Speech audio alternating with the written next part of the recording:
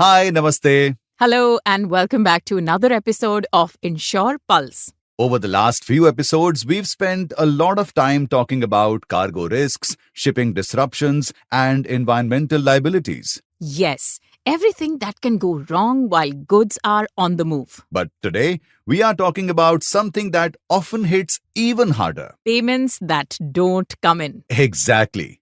Because for many businesses, the real shock isn't damage or delay. It's when the money you're counting on just doesn't show up. Especially in India, where open credit is simply how business gets done. 30 days, 60 days, sometimes even 90. It becomes second nature. And once credit terms stay unchanged for long enough, they stop being questioned, even though the exposure keeps growing with every billing cycle. On paper, everything looks fine. The buyer is established, orders keep coming, payments have always landed on time. Until one day, they don't. And that's when the penny drops. Yes. This typically happens when a mid-sized manufacturer relies heavily on one large buyer. So a single payment disruption has an outsized impact. Volumes are healthy, revenues look strong, and there's really no reason to worry. We have seen this before with a textile manufacturer in Ahmedabad supplying a well-known retail chain. 5 years of clean payment history, no delays, no red flags.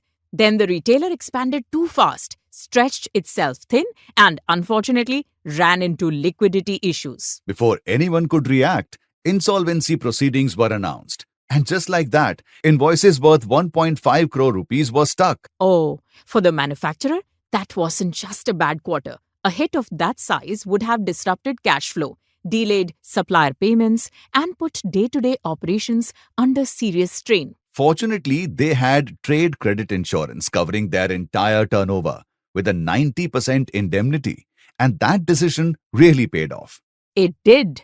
The claim payout of 1.35 crore rupees was settled within 30 days, which meant suppliers were paid, production kept moving, and bank limits stayed intact. But the hit was real. But it didn't knock the business off its feet. Because they had planned for a rainy day. Yes. And this kind of risk becomes even trickier once businesses start exporting. Absolutely. Yes, because across borders, non-payment isn't always about bad intent. Sometimes it's simply circumstances beyond anyone's control. Well, currency controls, regulatory changes, or political decisions can stop payments in their tracks. We saw this with a Bengaluru-based IT hardware exporter shipping goods worth $200,000 to a buyer in a neighboring market.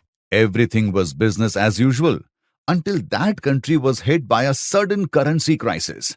New import restrictions came in and fund transfers were frozen. Payments kept getting pushed out month after month, not because the buyer wouldn't pay, but because they couldn't. Yes, and after 6 months, it stopped being a delay and became a real problem. A protracted default. Thankfully, the exporter had trade credit insurance with political risk and protracted default cover built in. The insurer first tried to recover the dues locally, and when the funds stayed blocked, the claim was settled.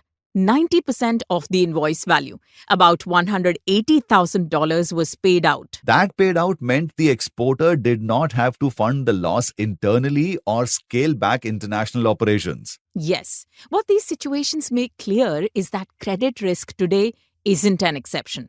Volatile markets, tight liquidity, and global uncertainty mean even familiar buyers can stumble. Yes, trade credit insurance doesn't stop things from going wrong, but it stops one bad situation from becoming a lasting setback. Yes, it protects cash flow, supports growth, and keeps businesses on an even keel. So, if your business sells on credit, the real question isn't whether a default can happen. It's whether you're ready if it does. Yes. So here's the thing, folks. If you want to review your exposure or understand how trade credit insurance fits into your overall risk strategy, visit Mahindra Insurance Brokers Limited at www.mahindrainsurancebrokers.com and speak with our specialists. That's all for today's episode. Until next time, bye. Take care.